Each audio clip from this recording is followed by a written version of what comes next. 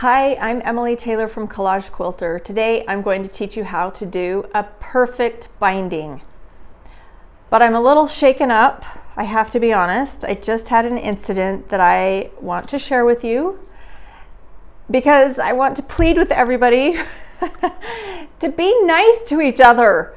I just had a woman yell at me and then walk away and slam a door in my face. A total stranger walk away and slam a door in my face after she yelled at me. She wouldn't give me any chance to have any sort of dialogue. And I was so shaken. Have you ever had that happen where a stranger is so mean to you? And it caught me off guard. And so I sat in my car where the incident happened and I had a choice. I was like, this could be a fried green tomatoes moment where I go ram my car into her car, or I could have yelled something really, really rude at her as she walked into the building. But that's not who I am, and it's not who I want to be. I want to be somebody that improves the world and is kind. And so I wrote her a little note and said, I'm really sorry that you're having a bad day. I hope it gets better. And I walked up. I originally tried to knock on the door, and she was sitting literally 2 feet away from me through the glass door, and she had locked her door so I couldn't get in, because I just wanted to talk to her and say, I'm really sorry about that. If you'd asked me to move, I would have. And she wouldn't acknowledge me, so that's when I went back to my car and wrote her the note, pounded the note onto the door, or onto the glass. She could clearly see it, and she would not look up. And it made me so angry because she was mean to me and I was trying to be nice back and she wouldn't engage with me. And it just killed me because I'm like, you know what? I'm not going to let this derail my day. Her day is going to be horrible, I'm sure, because she was just a mean person. But the other thing I got thinking is, geez, what if I wasn't in a good place? What if I had just buried my only child, or I was mourning the loss of a loved one, or had just gotten a divorce, or had just been given a cancer diagnosis? That would have been a horrible, horrible thing for her to treat somebody that was suffering. And it made me, so I wanted to share that with you and also plead that people be nice to each other. And I have one more little story that I want to share about the power of kindness, and that is, I have a little friend. I'm obviously a middle-aged woman, and I'm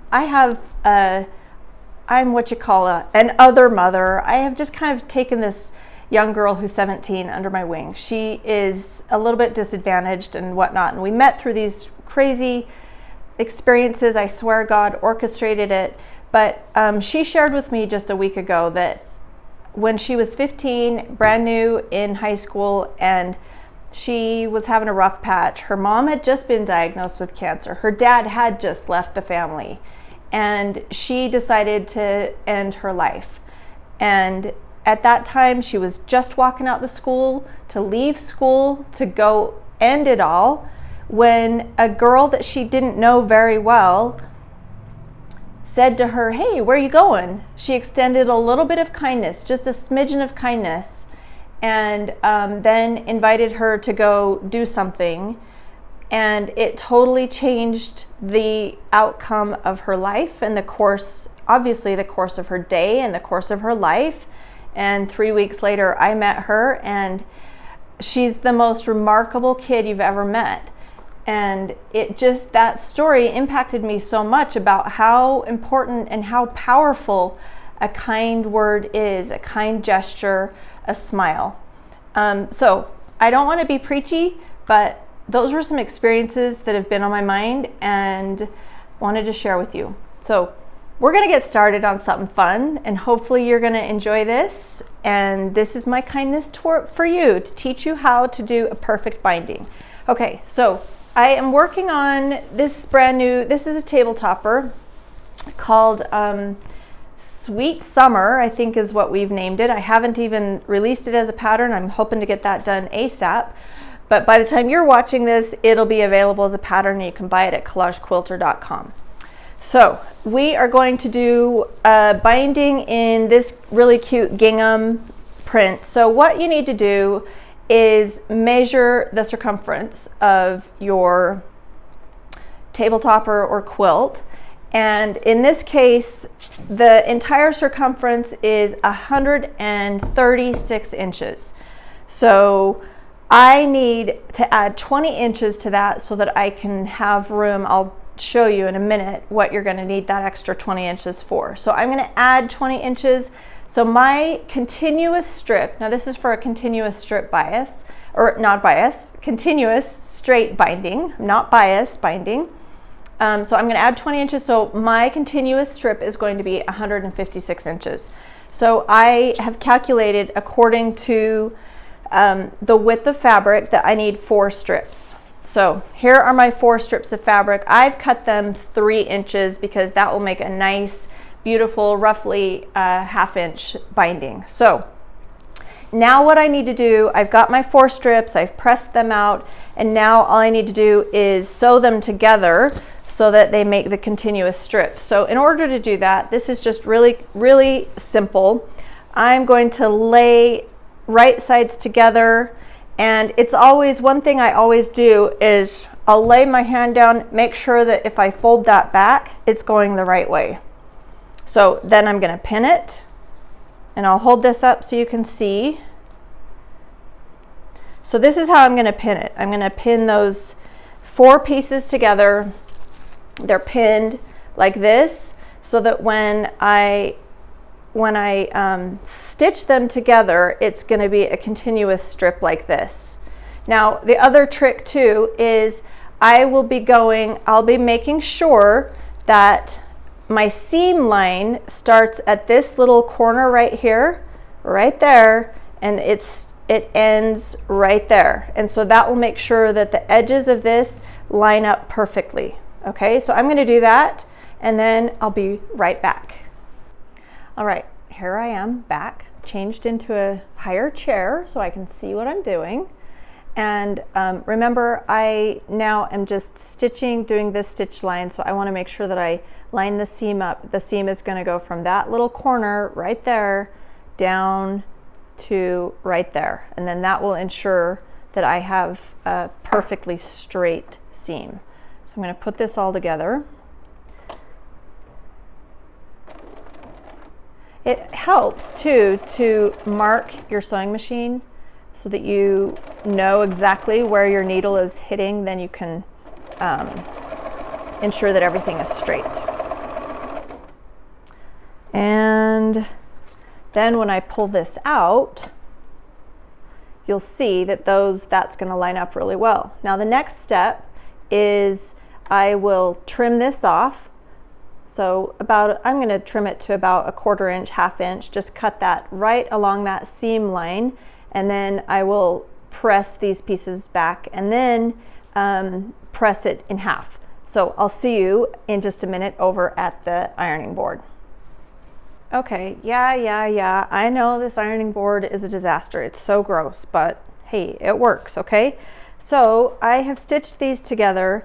Then you can see that I've trimmed them across there, and I've also cut the little dog ear.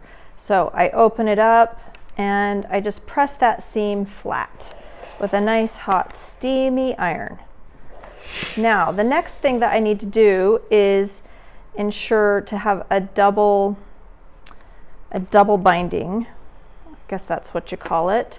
I'm just going to go down the length of the binding and press it so that it's all like this. I won't bore you all with watching me do this. So we will again pause the video and be right back. Okay, here I am. I've got the entire length of the binding stitched together and doubled up. So what I'm going to do now is I have the raw edge of the binding lined right up with the raw edge of the quilt. And remember how I said I wanted you to add 20 inches? So I've just eyeballed it about 10 inches, and then I've marked it, and that with a pin, and that's where I'm going to start sewing. So start that way. Leave yourself a little bit of a tail because you're going to need that at the end.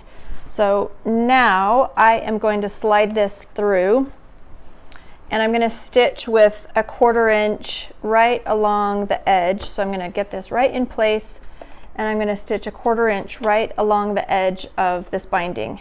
Actually, if I want to, I can be a little bit, make it a little bit more of a, between a 1/4 inch and a 1/2 inch. But if I go anything over a 1/2 inch, I'm going to run out of binding on the back side. So I don't want that.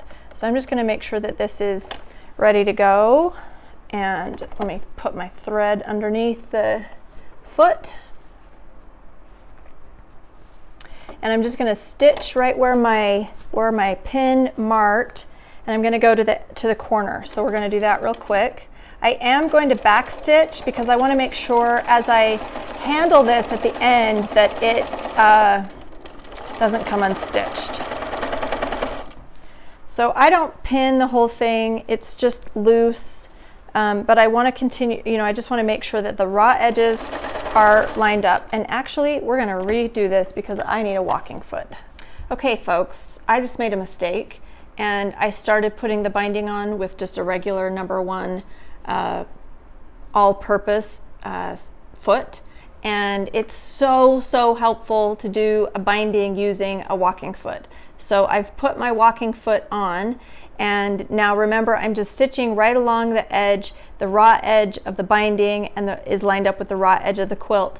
But with the walking foot, it's a little bit larger, and so I've moved my needle over that way so that I maintain the same stitch line. So now I've pulled out my thread here. I'm going to put it up here so that I don't get a little rat's nest underneath, and I'm going to stitch to the corner.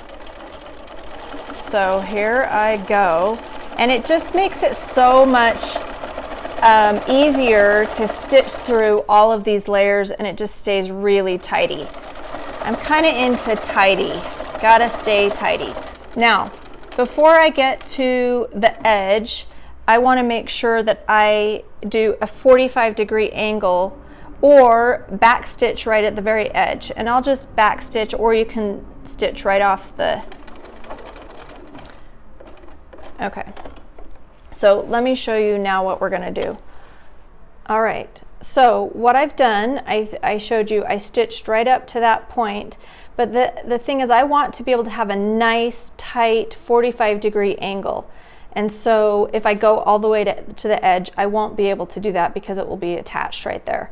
So you can just stop your stitching about a 1/4 inch from the edge, or you can, if you want, go ahead and stitch at that 45-degree angle, but sometimes I don't get that angle just right. So the idea is that I am now lining this up. I'm going to finger fold this, and I'm lining the binding up right there. And then I'm going to put my fingers there and hold it there while I now fold it down on top of the binding. And I'm going to make sure that that is, again, nice and tidy, just like that. Okay, so I'm going to finger press it, and I might even pin that right there.